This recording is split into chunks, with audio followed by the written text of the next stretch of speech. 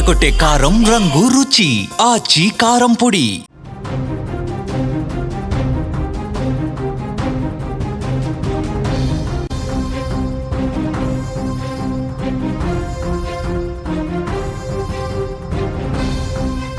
Nampally station road లో భారీ అగ్ని ప్రమాదం చోటు చేసుకుంది. బచ్చు క్రిస్టల్ ఫర్నిచర్ షాపులో ఒక్కసారిగా మంటలు ఎగిసిపడుతూ ఉన్నాయి. గ్రౌండ్ ఫ్లోర్ నుంచి పైకి వ్యాపించాయి ఆ మంటలన్నీ కూడా. 4 అంతస్తుల భవనంలో చిన్నారులందరూ కూడా చిక్కుకున్నట్లుగా సమాచారం అయితే అందుతుంది. 6 ఫైర్ ఇంజన్ల సిబ్బంది అయితే ఇప్పటికే రంగంలోకి దిగి అక్కడ సహాయక చర్యలను అయితే ముమ్మరం చేసినట్లుగా తెలుస్తుంది. దట్టమైన పొగతో రెస్క్యూకు కూడా అక్కడ తీవ్ర ఆటంకం కలుగుతున్నట్లుగా కూడా తెలుస్తుంది. ఒకసారి మనం విజువల్లో కూడా చూడొచ్చు, చాలా క్లియర్ గా కనిపిస్తూ ఉంది. అక్కడ ఆ మంటలు కూడా ఉవ్వెత్తున ఎగిసిపడుతున్న సిచ్యువేషన్స్ అయితే అక్కడ కనిపిస్తున్నాయి. రెస్క్యూ సిబ్బందికి కూడా చాలా ఇబ్బంది కలుగుతోంది. అక్కడ పొగ దట్టంగా అలుముకోవడం వల్ల కూడా అక్కడ ఎటువంటి సహాయక చర్యలు కూడా చేయడానికి వీలు లేకుండా పోతుంది. చీకటిలాగా పొగ మొత్తం కమ్ముకోవడం వల్ల అక్కడ రెస్క్యూ చాలా కష్టంగా మారుతోందని చెప్పి కూడా ఇప్పటి వరకు సమాచారాన్ని బట్టి మనకి బ్రేకింగ్ న్యూస్ లో తెలుస్తూ ఉంది. ఇప్పటికే అయితే అక్కడ 6 అగ్నిమాపక సిబ్బంది అయితే అక్కడ దిగినట్లుగా కూడా మనకి సమాచారం అయితే అందుతూ ఉంది. విజువల్లో కూడా మనం చూడొచ్చు, అక్కడ సహాయక చర్యలను అయితే ముమ్మరం చేసినట్టుగా తెలుస్తోంది. ఈ మంటల్లో అయితే కొంతమంది చిన్నారులు కూడా ఇరుక్కున్నట్లుగా తెలుస్తోంది. హైదరాబాద్ నగరం నడిబొడ్డున ఉన్న నాంపల్లిలో ఇవాళ భారీ అగ్ని ప్రమాదం అయితే సంభవించింది. నాంపల్లి స్టేషన్ రోడ్డులోని ప్రముఖ బచ్చా క్రిస్టల్ ఫర్నిచర్ షాప్లో ఒక్కసారిగా మంటలు చెలరేగాయి. 4 అంతస్తుల భవనంలోని గ్రౌండ్ ఫ్లోర్లో ప్రారంభమైన ఈ మంటలు అందులో ఉన్న ఫర్నిచర్ వస్తువుల కారణంగా సెకండ్ల వ్యవధిలోనే కూడా పై అంతస్తులు కూడా ఒక్కసారిగా వ్యాపించాయి. మంటలు ఎంత వేగంగా విస్తరించాయంటే పై అంతస్తులో ఉన్నవారు కిందకి వచ్చేలోపే అక్కడ దట్టమైన పొగ భవనాన్ని మొత్తం కూడా గమ్మేసింది. వాళ్ళు కిందకి వచ్చేలోపు కూడా అక్కడ దట్టమైన పొగ మొత్తం కమ్ముకోవడంలో వాళ్ళకందరికీ కూడా ఎటువైపు వెళ్లాలో కూడా తెలియని సిచ్యువేషన్ అయితే కనిపిస్తుంది. ఒకసారి మనం విజువల్లో కూడా చూడొచ్చు, కింద అంతస్తు నుంచి పై ఫ్లోర్ వరకు కూడా ఏ విధంగా అక్కడ మంటలు అంటుకున్నాయి కూడా మనకి క్లియర్గా అర్థమవుతుంది. అక్కడ దట్టంగా పొగ కూడా అలుముకున్న సిచ్యువేషన్, బయటకు వచ్చే సిచ్యువేషన్స్ అక్కడ ఎవరికి కూడా కనిపించడం లేదని కూడా మనకి తెలుస్తూ ఉంది. అక్కడ ప్రస్తుతం పరిస్థితి ఏ విధంగా ఉందో కూడా మనకి కళ్లకు కట్టినట్టుగా కనిపిస్తూ ఉంది.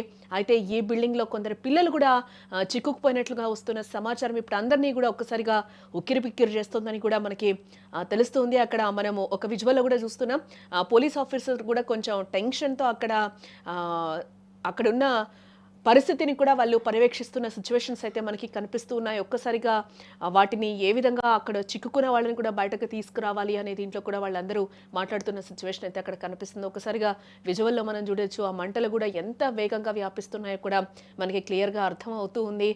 ఇప్పటికే అక్కడ రెస్క్యూ స్టార్ట్ చేశారు, సహాయక చర్యలు అయితే ముమ్మరంగా కొనసాగుతూ ఉన్నాయి. బట్ ఆ లోపల ఇరుక్కున్న వాళ్ళ పరిస్థితి ఏంటో అనేది అయితే ప్రస్తుతానికైతే ఇంకా మనకి తెలియాల్సిన అవసరం ఎంతైనా ఉంది.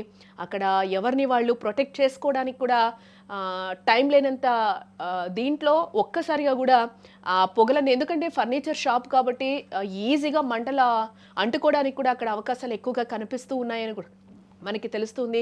ఎందుకంటే ఫర్నిచర్ ఎక్కువగా ఫోమ్తో అట్లా ఉంటుంది కాబట్టి ఈజీగా మంటలు వ్యాపించేసే అవకాశం కూడా కనిపిస్తుంది. ఈ నేపథ్యంలోనే వాళ్ళందరూ కూడా పైనుంచి కిందికి వచ్చేలోపే కూడా అక్కడ ఒక దట్టమైన పొగ అలుముకుందని కూడా చెప్తూ ఉన్నారు.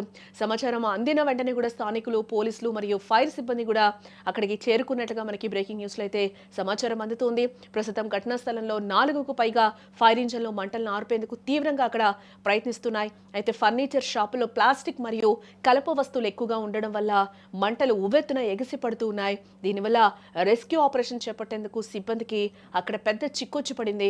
దట్టమైన నల్లటి పొగ కారణంగా లోపలికి వెళ్లడం కూడా వాళ్ళ వల్ల కూడా అవడం లేదు, చాలా కష్టతరంగా మారిందని కూడా అక్కడ సిచ్యువేషన్ చెప్తూ ఉన్నారు.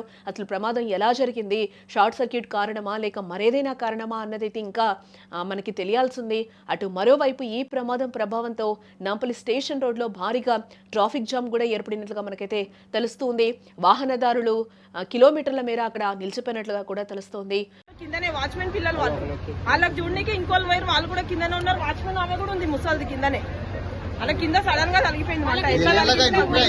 ఇప్పుడే అయింది, ఒక హాఫ్ అన్ అవర్ అవుతుంది. నలుగురు వాచ్మెన్